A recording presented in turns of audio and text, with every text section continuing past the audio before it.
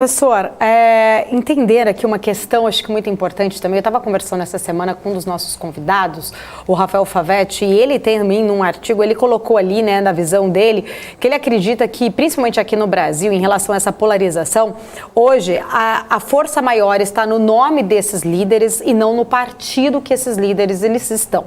Independente, né, a gente trazendo aqui os dois nomes mais fortes, né, para essa nossa disputa, Lula e Bolsonaro. Os dois estariam ali carregando muito mais o nome dessas lideranças do que o partido, independente de, que nem a gente viu o próprio Bolsonaro, que acabou mudando de partido, e ele tem ali, as pessoas vão pela pessoa, o líder dele e não o partido dele.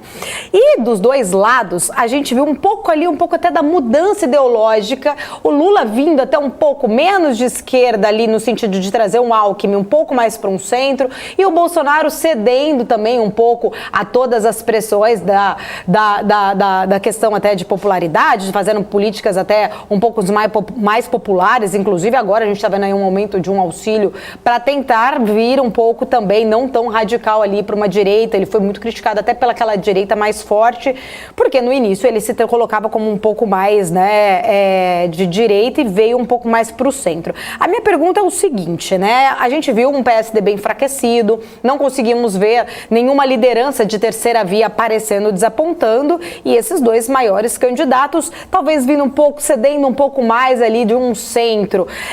De certa forma, será que, como dizem, né, o centrão é o que manda ainda hoje no Brasil? A questão, as pessoas terem essas ideologias, eu sou mais de esquerda, eu sou mais de direita, mas de certa forma a gente vê que os dois eles estão tentando vir mais para este centro, não ser tão radicais, para tentar agradar de certa forma os eleitores, né, de um ou do outro ali, para tentar conquistar esses votos. Como que você avalia esse papel de centro hoje do Brasil?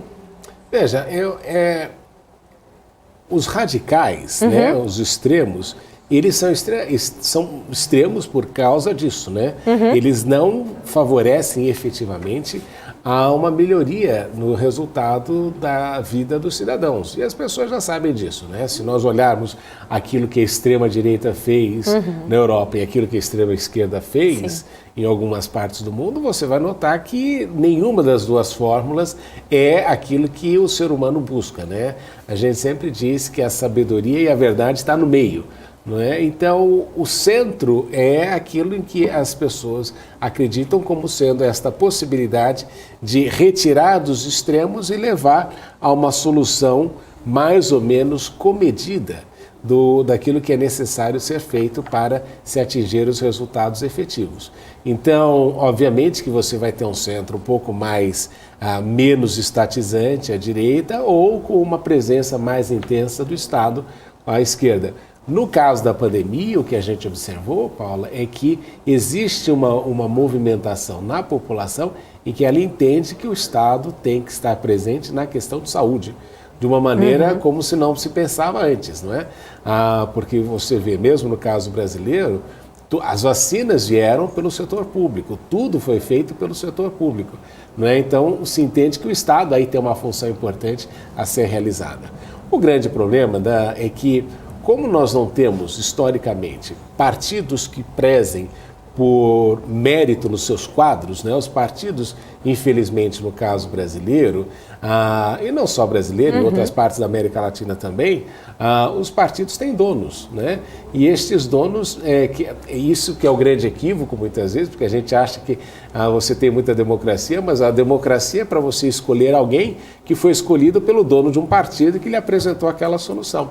Né? Os partidos não têm primárias, e quando tem primárias também não dão muito certo, e os partidos não buscam mérito.